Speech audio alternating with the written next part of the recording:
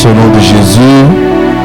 Enfants d'House of King, peuple de Dieu, en ce dimanche, nous sommes bénis dans le nom précieux de notre Seigneur Jésus.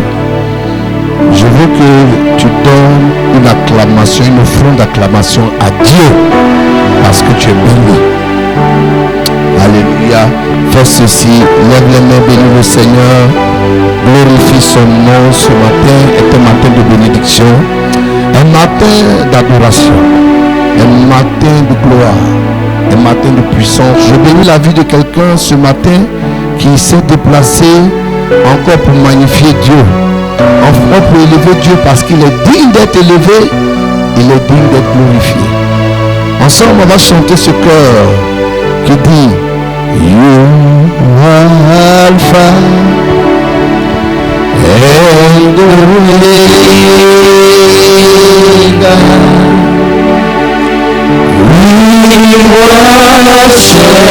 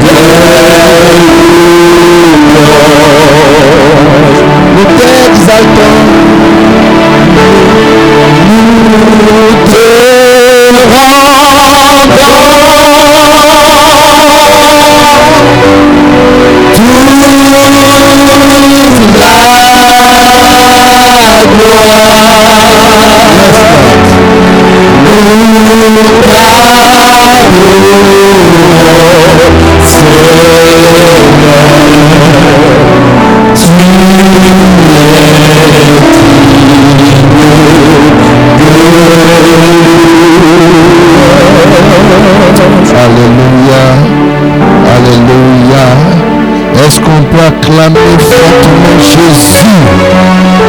Acclame, tu peux acclamer le Seigneur. Bien-aimé, acclame Jésus. Alléluia. Amen. Et comme la semaine dernière, nous étions ici, nous avons parlé du sacré. Et en parlant du sacré, nous avons parlé des oins de Dieu. Ne touchez pas à mes oins, ne faites pas du mal à mes prophètes. Nous avons dit que loin c'est toi et moi. Loin, ce n'est pas que le prophète. Il y a le prophète, la Bible ne veut pas faire le mal, mais il y a le loin aussi qui qui est tout chrétien né de nouveau, est oint par Dieu. Alléluia. Donc l'oint est sacré. Et donc on ne peut pas toucher au sacré. Quand tu touches au sacré, tu as affaire à Dieu. En bien ou en mal. Dieu te donnera ta récompense par rapport à l'attitude que tu as eue vis-à-vis de son enfant, vis-à-vis de son église. Alléluia. Ce matin, on va aller encore dans le respect du sacré, parce que nous avons dit, la crainte de Dieu commence par le respect du sacré. Et ce matin, parlons du sacré. Nous ne pouvons pas parler du sacré sans parler de l'offrande. L'offrande qui est cette offrande que recherche Dieu, qui est notre adoration. Alléluia. L'adoration est une offrande de Dieu. Adorer Dieu, c'est l'exalter, l'élever. Mais on ne peut adorer Dieu nulle part. On adore le Seigneur quelque part. On adore le Seigneur dans une présence. On adore le Seigneur dans un endroit. On adore le Seigneur dans un lieu. Et nous élevons le Seigneur. Et le Seigneur vient se révéler à nous, parce que l'adoration amène Dieu sur terre. Et c'est sacré. C'est l'adoration qui déplace Dieu. C'est l'adoration. La Bible dit que Dieu siège dans l'adoration de son peuple. Donc ce qui veut dire que l'adoration est sacrée. Un enfant de Dieu, l'église doit savoir que la force, une des forces qu'elle a, c'est l'adoration. Et ce matin, on va toucher l'adoration, qui est un élément clé, sacré, que l'église aujourd'hui doit garder. Et c'est pour ça que Dieu nous appelle. Dieu nous appelle à être des adorateurs. On va aller dans l'Exode. Après avoir lu, on ira dans l'Exode. Aujourd'hui, on va lire le livre d'Exode. Exode, notre lectrice va nous lire Exode, Exode chapitre 9, versets 1 à 2. Et par la suite, nous irons dans le livre du psaume 133. Rapidement. Exode chapitre 9, versets 1 à 2. L'Éternel dit à Moïse. L'Éternel dit à Moïse, c'est Dieu qui parle. Dieu donne une parole à Moïse. Moïse qui est prophète. Moïse qui est serviteur de Dieu. Dieu donne une instruction à Moïse. Va vers Pharaon. Il dit, va vers Pharaon. Et tu lui diras. Et tu diras à Pharaon. Ainsi parle l'Éternel. Ainsi dit Dieu. Le Dieu des Hébreux. Le Dieu des Hébreux. Laisse aller mon peuple. Laisse aller mon peuple. Afin qu'il me serve. Dieu s'est choisi un peuple. Et le peuple de Dieu aujourd'hui représente l'église que nous sommes. Nous sommes le peuple de Dieu. Et Dieu dit à Pharaon, Pharaon qui est représenté comme l'adversaire des enfants de Dieu, Pharaon est représenté, symbolisé comme le diable, si je pourrais le dire ainsi.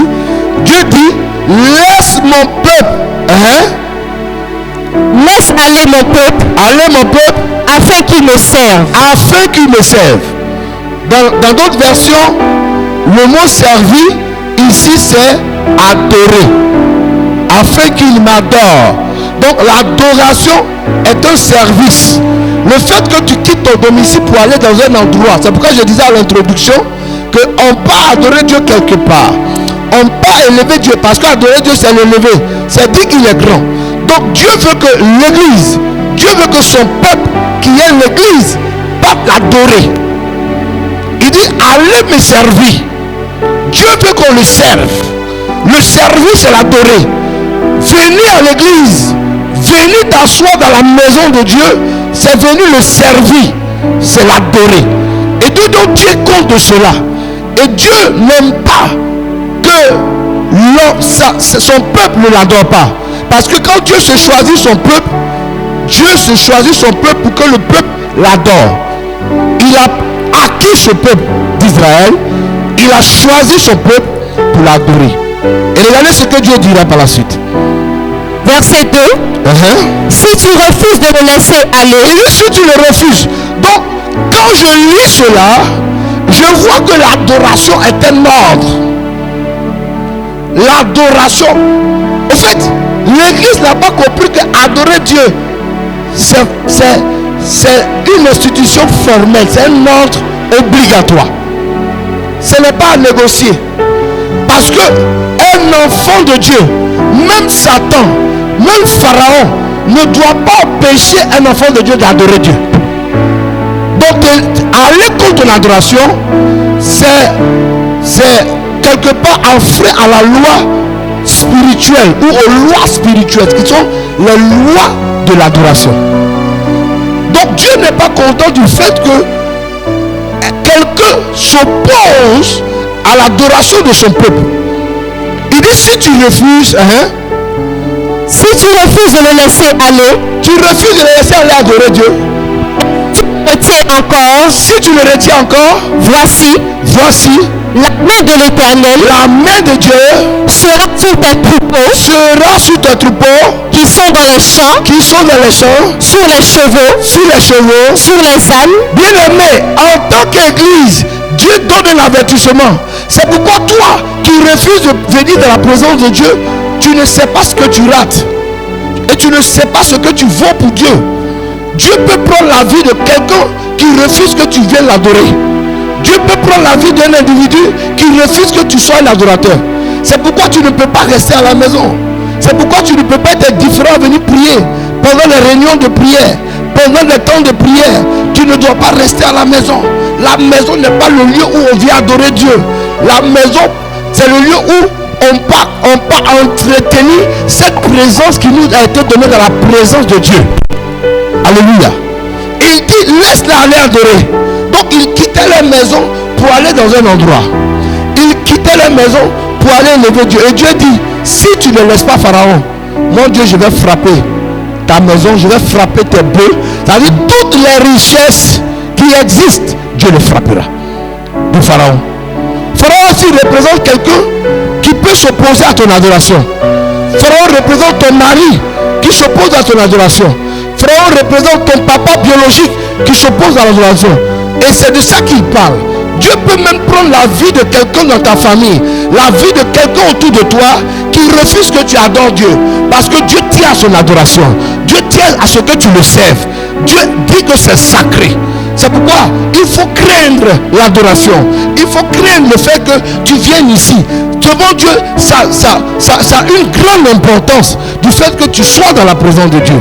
Alléluia. Amen. Sur les chevaux, sur les ânes, sur les chameaux, sur les bœufs et sur les brebis. Alléluia. Dieu va les établir. Ce sont les richesses de l'Égypte, de Pharaon. Dieu dit qu'il les frappera. Alléluia. Amen, amen. Frère, c'est important d'adorer Dieu. C'est important d'élever Dieu. C'est pourquoi j'aime ce passage de Jean, chapitre 4, à partir du verset 23. Et on va nous lire ça. Parlons de l'adoration. Parce que le chrétien doit savoir qu'il est sacré pour adorer Dieu. Dieu nous sacralise dans le but de pouvoir l'adorer. Et puisque c'est ce que Dieu veut de nous. Aujourd'hui, nous n'adorons pas le Seigneur sur les montagnes comme faisait jadis Moïse, comme faisait Jacob. Mais aujourd'hui, nous allons adorer Dieu où? La Bible dit, on adore Dieu. Parce que Dieu cherche des vrais adorateurs qui l'adoreront en esprit et en vérité. Alléluia. C'est ça les adorateurs que cherche le Père.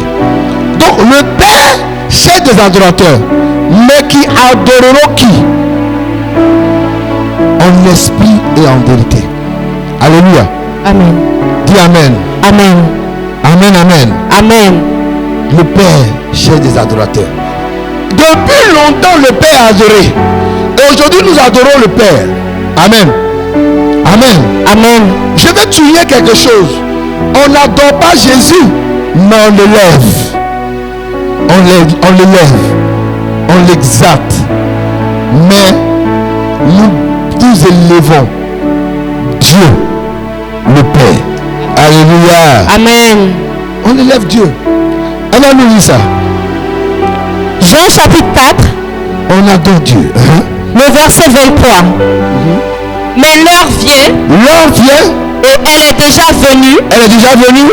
Où les vrais adorateurs adoreront le Père. Adoreront le Père. Parce que Christ n'est pas le Père. Christ dit, l'heure est venue où Dieu cherche les vrais adorateurs qui vont adorer son Père. Donc on adore le Père, mais non le Fils.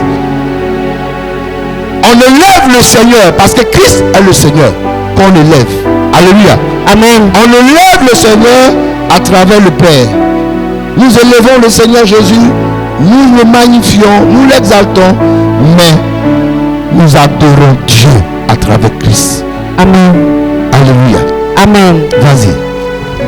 Où les vrais adorateurs adoreront le Père. Il dit les vrais adorateurs. Donc, Dieu dit qu'il cherche les vrais adorateurs. Depuis l'Ancien Testament jusqu'au Nouveau Testament, Dieu ne fait pas parler de l'adoration. Venir adorer Dieu dans la présence de Dieu touche Dieu. Dieu dit, il ne faut pas venir comme ça l'adorer. Dieu dit, viens en tant que vrai adorateur. Aujourd'hui, plusieurs viennent à l'église parce qu'ils veulent se marier. On vient chanter, on n'entend même pas de lever Dieu, de chanter Dieu. Mais toutes nos pensées vont vers le mariage, le travail, la bénédiction financière, toutes ces choses. C'est ce que l'homme recherche. Or, l'homme ne sait pas que ces choses se trouvent dans la vraie adoration. Qu'est-ce que la Bible appelle la vraie adoration? Qu'est-ce que la Bible appelle la vérité? Le vrai adorateur ou celui qui l'adore en vérité, en esprit. Ça veut dire que la personne qui l'adore doit savoir qu'il est d'abord sacré et que l'adoration qu'il donne, parce que l'adoration, ce n'est pas Dieu qui nous donne, mais c'est nous qui la donnons à Dieu. Parce que Dieu lui-même ne peut pas s'adorer. Il passe par l'homme pour l'élever. Parce que Dieu veut qu'on l'adore. Dieu veut qu'on l'élève. Dieu veut qu'on lui dise qu'il est grand. Dieu veut qu'on lui dise qu'à part lui, il n'y a pas de Dieu. Dans toutes les paroles des prophètes, dans tous les serments, Dieu disait que je suis Dieu. Il n'y a pas de Dieu hormis moi. Je suis le début, je suis l'alpha et l'oméga. Je suis le commencement et la fin. Je suis le nassi de Saron. Et Dieu parle de lui. Dieu chaque fois s'exalte. Dieu chaque fois fait lui-même sa doxologie. Quand je parle de doxologie, aujourd'hui je peux prendre le terme doxologie comme le disent les jeunes, son atalakou. Dieu fait sa propre propagande parce que Dieu dit qu'il est grand. Tu ne peux pas être indifférent face à la grandeur de Dieu. Dieu qui a dit, moi qui est limité, qui est donné comme limite à la mer du sable. Regarde l'étendue des eaux. Regarde l'immensité de la terre. Regarde le ciel. Regarde les étoiles. Dieu dit que c'est lui qui l'a fait. Dieu dit que c'est lui qui l'a créé. Et Dieu ne veut pas que sa créature que tu es ou que tu sois soit indifférent de cela. C'est pourquoi Dieu dit, adore-le en vérité et en esprit. En vérité, pourquoi? Parce que la vérité fait de toi un enfant de Dieu correct. La vérité fait de toi un enfant de Dieu qui craint Dieu. Parce qu'un chrétien qui n'est pas, et c'est ce qui fait que beaucoup d'hommes ne veulent pas venir à l'église. Beaucoup de chrétiens refusent de venir. Tu vois que le chrétien, le week-end, il a sa vie de païen ou sa vie du faux adorateur. Quand je dis faux adorateur, celui qui n'est pas vrai dans son adoration, parce que c'est l'âme qui appartient à Dieu. Tu ne peux pas donner ton âme à Satan. Et l'âme appartient au Seigneur Jésus. Tu peux pas donner ton âme à Satan et prétendre dire que tu es un vrai adorateur. C'est pourquoi les personnes ne viennent pas les dimanches à l'église, parce que le dimanche, qui est le jour de l'adoration, est poussé du revers de la main, est rejeté, est abandonné, et Dieu a attristé. Dieu dit, mais comment se fait-il que ma créature à qui j'ai donné cet ordre formel, cette instruction pour venir m'adorer, ne puisse pas venir dans ma présence l'adorer? Dieu est choqué. Dieu est choqué. Regardez des juifs qui prennent en eux d'aller sur une montagne pour dire, nous t'adorons, nous t'adorons, nous t'adorons Seigneur. Cette femme samaritaine n'était pas chrétienne, elle n'était pas née de nouveau, mais elle savait adorer son Dieu, qui est le Dieu de son père Jacob. Elle allait adorer la montagne, parce que pour elle, aller adorer Dieu, c'est demeurer comme tu es. Mais pour nous chrétiens, on n'adore pas Dieu en demeurant comme nous sommes, mais on adore Dieu en donnant réellement notre vie à Jésus, en nous laissant transformer par Jésus. C'est en cela que Dieu verra en nous des vrais adorateurs, parce que ta décision de changer, de donner ta vie à Jésus, te donnera de craindre ce que tu fais. Aujourd'hui, on n'est pas des vrais croyants, on n'est pas des vrais chrétiens, et donc venir dimanche, ça ne nous dit rien, ça ne nous dit rien. Et on veut des grandes choses. Frère, ce que tu recherches, la seule chose qui pousse Dieu à regarder le croyant favorablement, c'est son adoration. C'est l'adoration qui fait descendre Dieu. Ce n'est pas la prédication. Ce n'est pas l'action de l'esprit. Je peux prêcher. Nous sommes prophètes, mais il faut faire la part des choses. Je ne dis pas que l'onction va te toucher. Je dis que ton adoration tu feras descendre le Dieu de l'exaucement dans ta maison, dans ton église, dans ta famille. Parce que c'est ça là qui attire Dieu. Dieu ne peut pas s'adorer. Satan a été disqualifié. Satan ne peut plus adorer Dieu. C'est pourquoi ce que tu vis, c'est une œuvre de Satan. Satan veut te disqualifier. Satan t'empêche de venir dans la présence de Dieu. Et toi, tu es alourdi. Tu es content. Tu es contente. Tu dois être triste. Regardez nos frères musulmans. Ils ne font pas un vendredi à la maison. Moi, j'ai pratiqué la religion musulmane. À ne pas venir le vendredi, c'est aller contre la loi de Dieu, qui est la loi de l'adoration. C'est un péché pour l'islam. Et tu ne vas pas au paradis. Normalement, est-ce que vous savez que cela est dans la Bible? Celui qui n'adore pas Dieu, c'est celui qui ne vient pas dans la présence de Dieu. Celui qui s'en fout de la présence de Dieu. Celui qui ne considère pas la présence de Dieu. Il ne peut pas aller au ciel. Considérons que un dimanche matin, l'église est enlevée et tu es entre les pieds d'un homme, tu es entre les fesses d'une femme, tu es dans un maquis en train de boire. Est-ce que, en tant que pasteur, en tant que fidèle, es-tu sûr que Dieu te prendra? Es-tu sûr que Dieu t'enlèvera en tant qu'église? Ma prière, c'est que l'église soit enlevée pendant qu'elle brille. Ma prière, c'est que l'église soit enlevée pendant qu'elle est en train de se consacrer. Que l'église soit enlevée pendant qu'elle adore. C'est ça ma prière. Alléluia.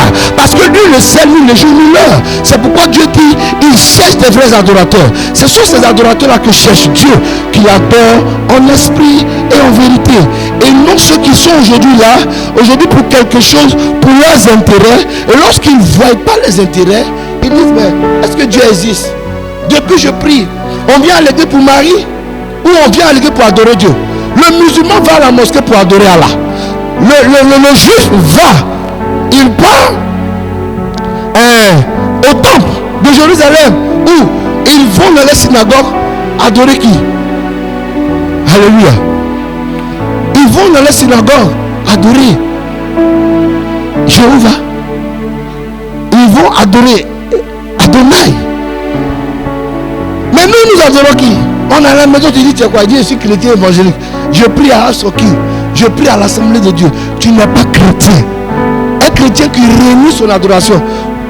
Écoutez-moi bien. Le vendredi est le jour du Seigneur pour les musulmans. Le samedi est le Shabbat.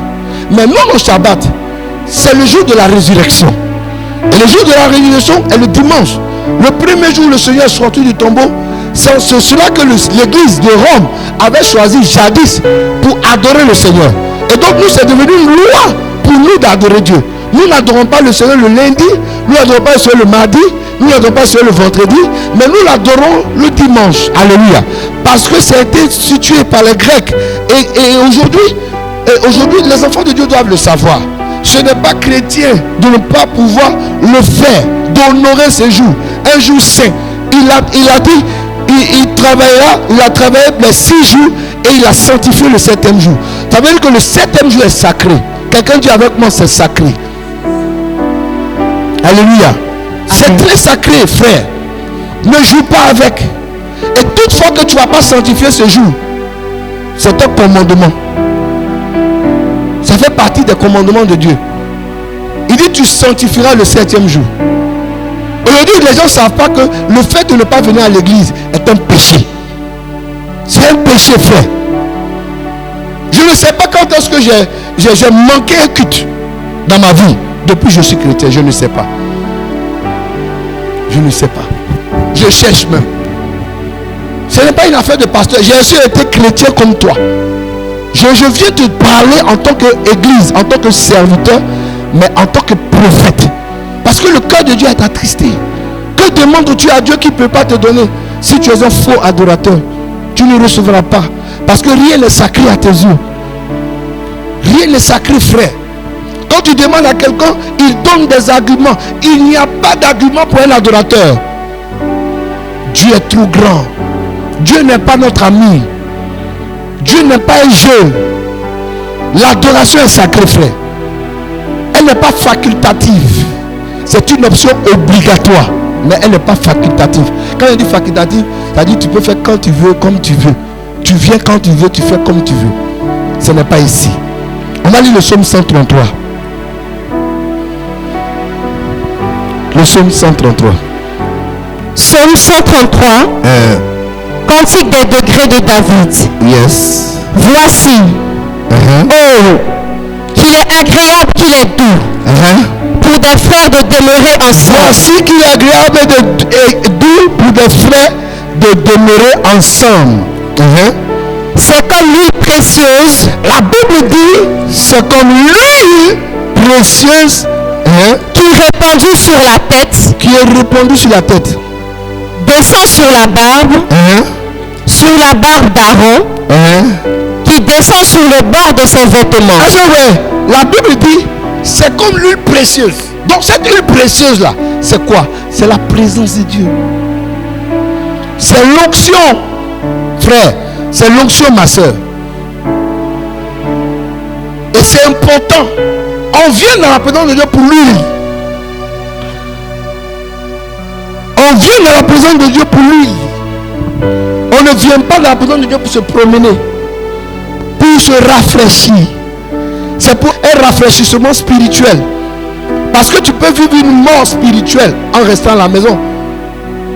Tu peux connaître des difficultés en restant à la maison. Mais le fait que tu sois dans la présence de Dieu vient rafraîchir ton âme. Parce que c'est ton âme que tu as donnée à Dieu. La Bible dit que l'âme qui pêche, c'est elle qui mourra. Le péché tue ton âme. Et le péché te livre à Satan. Mais quand tu viens dans la présence de Dieu, Dieu est capable de te pardonner et restaurer ton âme qui était en captivité. C'est pourquoi ce n'est pas bien pour toi de rester à la maison.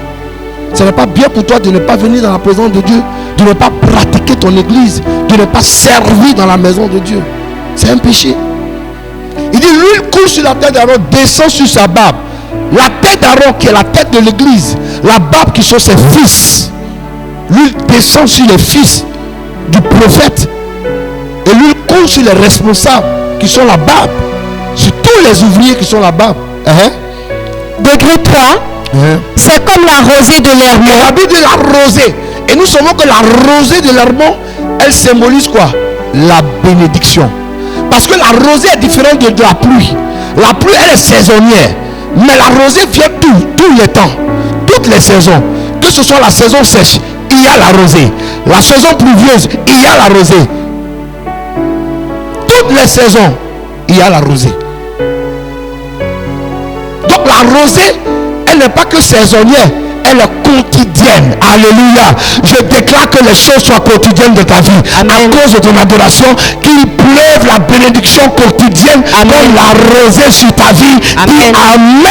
Amen. Mon frère, ma soeur, c'est de ça qu'il s'agit. Tu veux les grandes choses et tu es indifférent de l'adoration. Frère, je suis venu je suis venu te challenger. Je suis venu te booster ton adoration, booster ta foi. Arrête ces adorations à 2 balles, mais sois un vrai adorateur. C'est comme la rosée de l'Hermon qui descend quoi? Sur la montagne de Sion. Parce que c'est sur la montagne de Sion qu'il partait adorer Dieu. C'est sur la montagne de Sion qu'il se recueillait. Mais de nos jours, Dieu cherche un adorateur qui l'adore en esprit et en vérité. Donc ton esprit, quand ton esprit élève Dieu, ça vient sur toi. Il s'agit de toi et moi. Parce qu'en l'homme, il y a l'esprit, il y a l'âme, il y a le corps. Ces 3 compartiments qui étaient dans le tabernacle se trouvent en nous. Et Dieu donc se révèle à nous par notre esprit. Et Jésus lui prend notre âme. Dieu vient siéger dans nos pensées. La pensée du cœur de l'homme. Qu'est-ce qui est dans la pensée de l'homme? C'est notre pensée qui nous tue. Sinon, lui, la rosée de l'Héron doit descendre sur nous. Cette rosée doit t'impacter. La bénédiction, normalement c'est pour nous. Vous verrez ça. Qui descend sur les montagnes de Sion. Car c'est là que l'Éternel envoie la bénédiction. Car c'est là que l'Éternel envoie la bénédiction. La vie pour l'éternité. La bénédiction, ce n'est pas à la maison. La bénédiction est là où 2 ou 3. On est 2. On est trois, on est ensemble. C'est ce que la Bible, Jésus pouvait dire que là où deux ou trois sont assemblés, je suis au milieu d'eux. Mais ça ne dit rien. On récite ça. Et si Jésus dit qu'il est au milieu d'eux, c'est que le Fils est là, l'Esprit est là, le Père est là.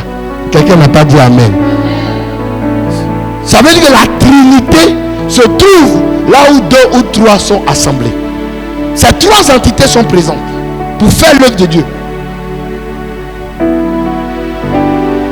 La Bible dit que c'est là où il envoie la bénédiction. J'ai compris que Dieu envoie la bénédiction dans un endroit.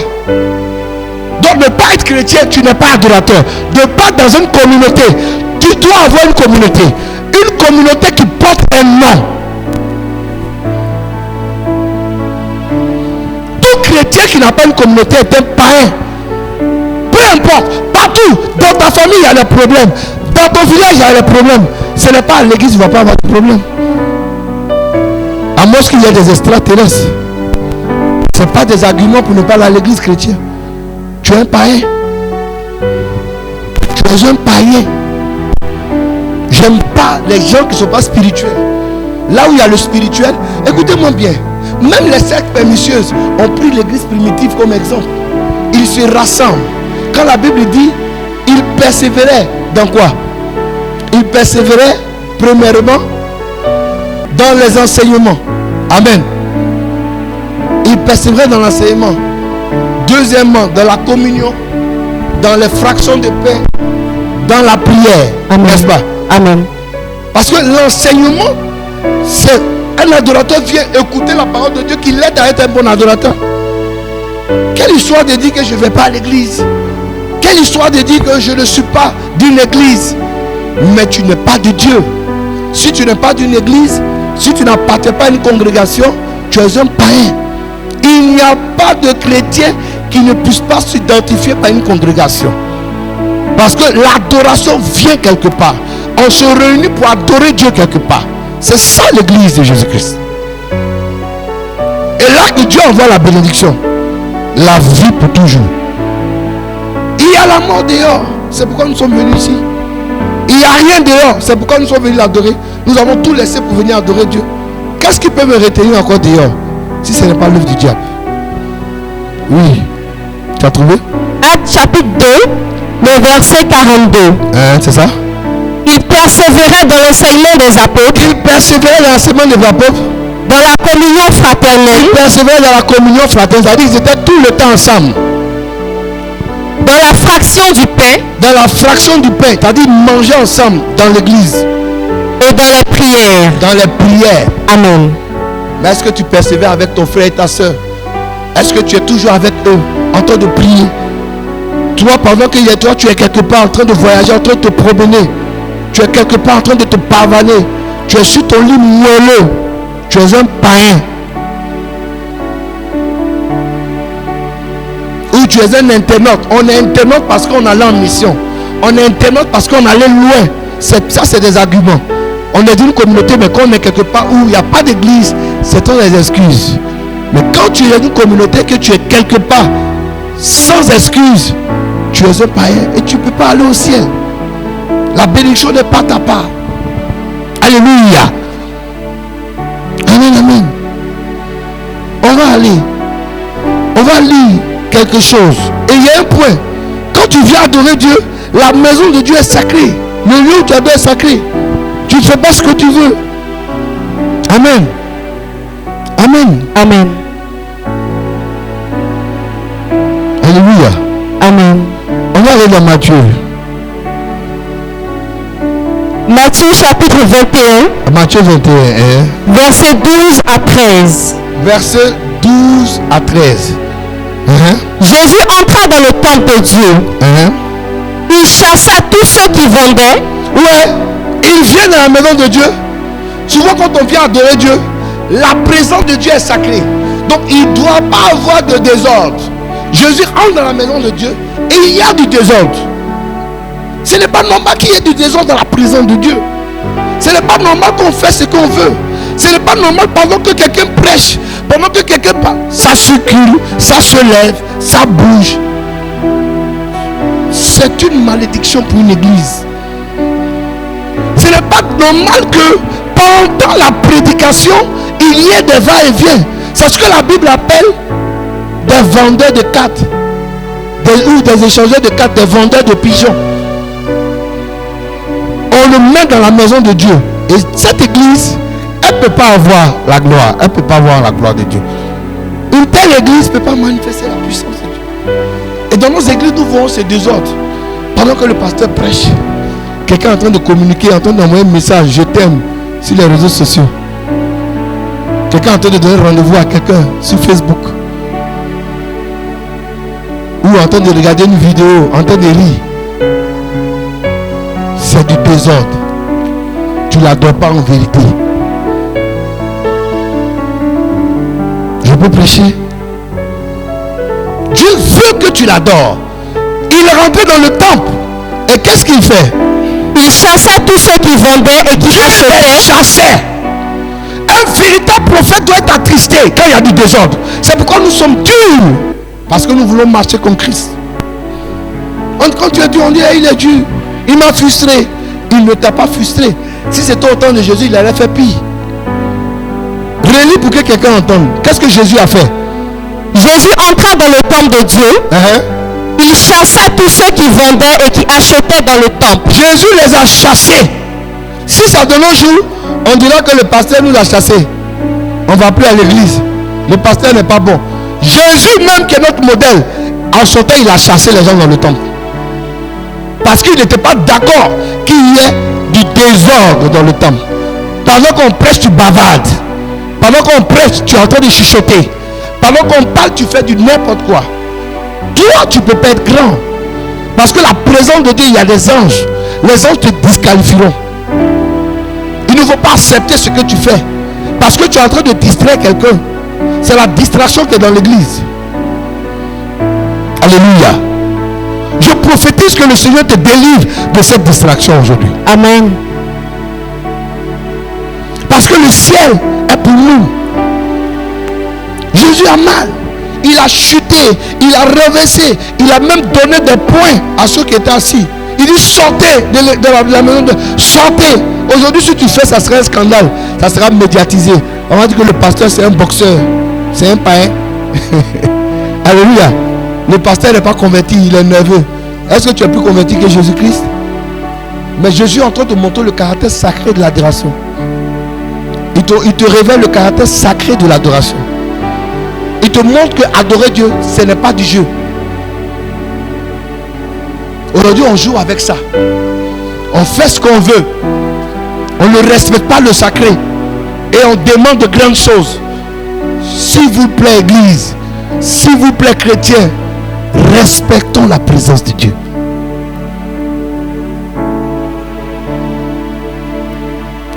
Lis. Il renversa les tables des changeurs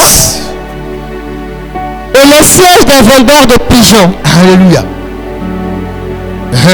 Verset 13. Et il leur dit. Il est écrit. Ma maison sera appelée une maison de prière. Mais vous en faites une caverne de voleurs. Alléluia. Amen. Donc, le fait que tu te comportes ainsi, tu es en train de montrer à Dieu que tu es un voleur. Mais qui est le voleur? C'est Satan. Parce que tu distrais. Satan distrait. Satan veut distraire une multitude. Il est en train de distraire ton adoration. Normalement, la Bible dit que quand Dieu parle, toute la création fasse silence. C'est ce que la Bible dit. Mais est-ce qu'aujourd'hui les gens font silence? La parole de Dieu passe comme un jeu. La parole de Dieu passe comme rien. Que veux-tu? Un miracle? Dans cette position-là? Que veux-tu? Une guérison? Que veux-tu? Un déblocage? Frère, ça ne sera rien de tout ça. Tu ne verras même pas toutes ces choses. Parce que tu ne mérites pas. Ce n'est pas à toi ça. La distraction, ton âme est quelque part. Ton esprit est quelque part. Pendant que tu es dans la maison de Dieu. Que veux-tu recevoir? Je veux que nous soyons une église apte et prête à l'adoration. Une église zélée pour Dieu. Écoutez-moi bien. Quand tu décides de venir servir Dieu, quand tu es un vrai adorateur, il y a des choses. Je vous ai dit, adorer Dieu, c'est le servir. C'est une manière de servir. Tu ne peux pas aller au travail et puis tu es distrait. Pendant que ton patron te parle. Bon, souvent des personnes ici, quand j'appelle mes enfants spirituels, quand j'appelle, allô, papa, mon patron est là. Mon patron. Ton patron est plus grand que Dieu. Mais rien quand tu trembles, vous me dites que ton patron est là. Je veux prêcher. À cause de ton patron, tu ne décroches pas ton téléphone. À cause de patron, mais quand on t'appelle, tu dis mon boss était là, donc je ne peux pas décrocher, tu te rappelles. Mais quand on t'appelle à l'église, tu décroches. Quand on t'envoie un message, tu as fait et puis tu prends un message, tu dis je suis à l'église. Est-ce que tu ne peux pas laisser ton téléphone? Comme tu le fais au travail. Un mortel, tu as peur d'un mortel, tu le crains, mais tu n'as pas la crainte de Dieu. La crainte de Dieu commence par le respect du sacré. Je vous l'ai dit. Si nous ne respectons pas le sacré église, tous les miracles, les signes, les prodiges disparaîtront. Nous sommes dans un temps, Dieu m'a dit, on est dans un temps où il va apporter quelque chose de particulier, quelque chose d'extraordinaire. Il va faire des miracles qui vont dépasser notre entendement. Il va susciter une génération qui vont faire des merveilles. Mais avec quoi? Avec une véritable adoration, telle que je suis en train de prêcher, et non pas avec de l'amusement. Il va faire les choses sans qu'on ne vous touche. Parfois qu'on sera en train d'adorer, il va enlever des personnes de la mort. Il va leur donner la vie. Il va guérir des malades sans qu'on ne les touche. Il va délivrer les captifs sans qu'on ne les touche. C'est ça Dieu. Il va nous montrer qu'il est puissant, comme il a fait jadis dans l'Ancien Testament, où Dieu descendait comme du feu, Dieu descendait comme du vent, comme de la rosée. Aujourd'hui ça a disparu. Est-ce que tu sais que Dieu peut descendre comme du feu ici, si nous adorons bien Dieu? Frère, revenons à notre enseignement. Aujourd'hui tu vois, le pasteur est malade. Aujourd'hui tu vois, le fidèle est malade, le diacre est malade. Où on va? Tu arrives normalement dans l'église, ces choses ne doivent pas exister. Quand nous sommes des vrais adorateurs, la maladie doit fuir. Tout ce que nous vivons, la stérilité doit être éradiquée au milieu de nous. Mais on ne sait pas. C'est une loi pour un chrétien. Dieu doit éradiquer ça. Moi que tu vois devant toi, la maladie était dans mon corps. Dieu a éradiqué le mal dans mon corps. Parce que ma vie est Christ. Mon corps est le temple de Dieu. Dieu se charge du corps. Dieu m'a donné le corps d'un jeune homme de 30 ans. Mais j'ai dépassé la trentaine. Il y a des personnes ici qui ont 60 ans. Dieu doit leur donner le corps de 40 ans, de 35 ans. C'est ça l'église. Quand tu es un grand adorateur, c'est ça. C'est comme ça que Dieu te fait. Dieu te rajeunit. On doit revenir à là. Tu attends celui-là meurt. Tu attends celui-là meurt précocement. Tu attends. Il y a trop de choses que nous avons désacralisées, frère. Dieu t'interpelle. Dans Exode 23 à 25, il dit, pour conclure, parce que tu dois savoir, il dit, vous me servirez. Exode chapitre 23, verset 25. Vous servirez l'Éternel votre Dieu. Vous allez servir. En d'autres temps, vous allez adorer le Seigneur votre Dieu. Et il bénira votre pain et vos eaux. Il va bénir vos pains et vos eaux. Donc le service qu'on fait dans la maison de Dieu là, Dieu bénit. Il va bénir ton pain et ton eau.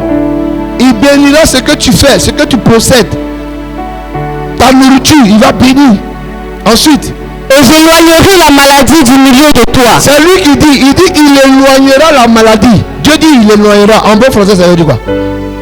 Ça veut dire Dieu va chasser la maladie. Amen. Donc si tu es venu mort, il chassera la mort. Amen. Tu es venu avec la maladie, il va chasser la maladie.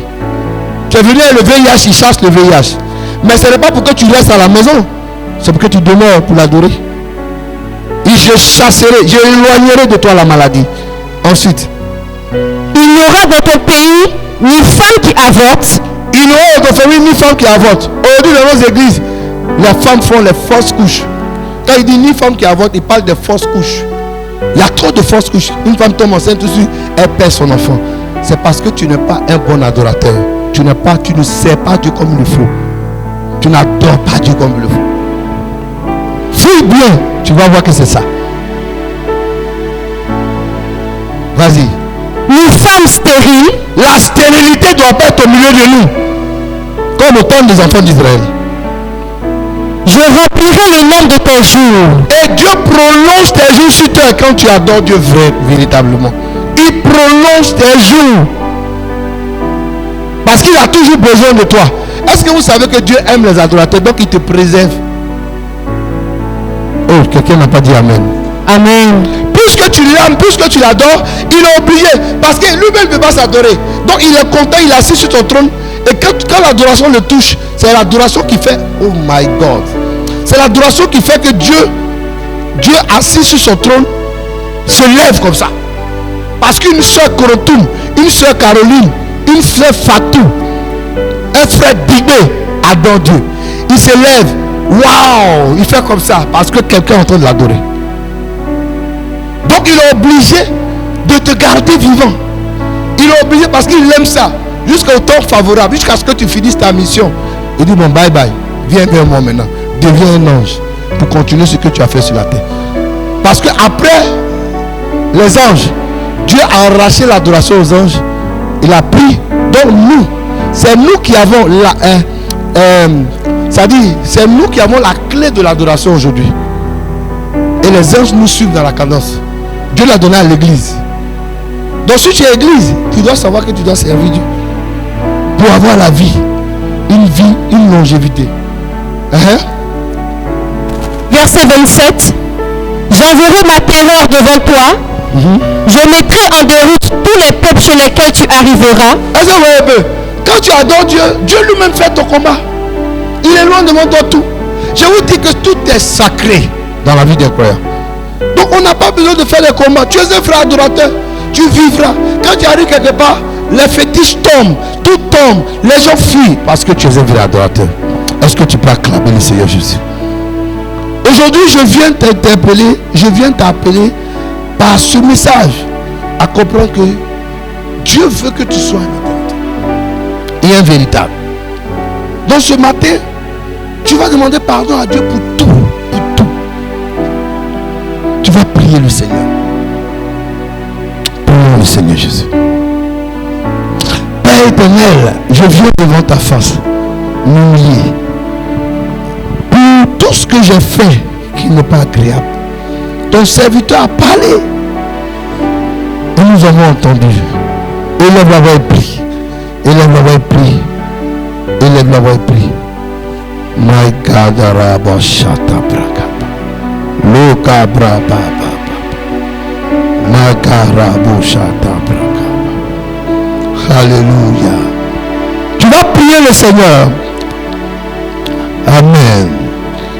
Tu vas prier le Seigneur. Tu vas dire à Dieu de faire de toi un vrai adorateur. Que ton âme et ton esprit. Et si tu n'as pas encore donné ta vie au Seigneur Jésus, fais-le véritablement maintenant. Avant qu'il ne soit trop tard. Pour que tu expérimentes de grandes choses. Donc tu vas élever le Seigneur.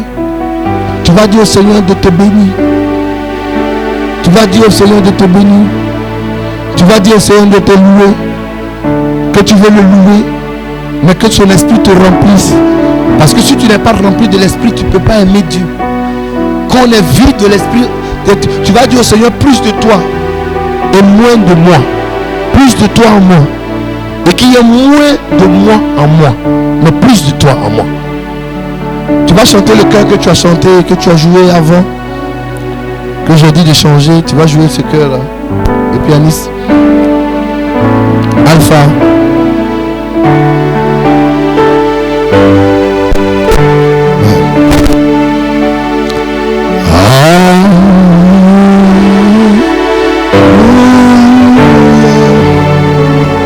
On chante ce cœur.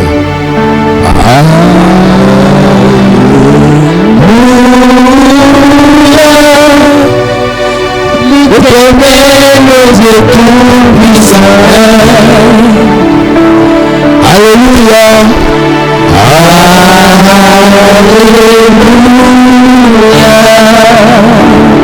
Alléluia.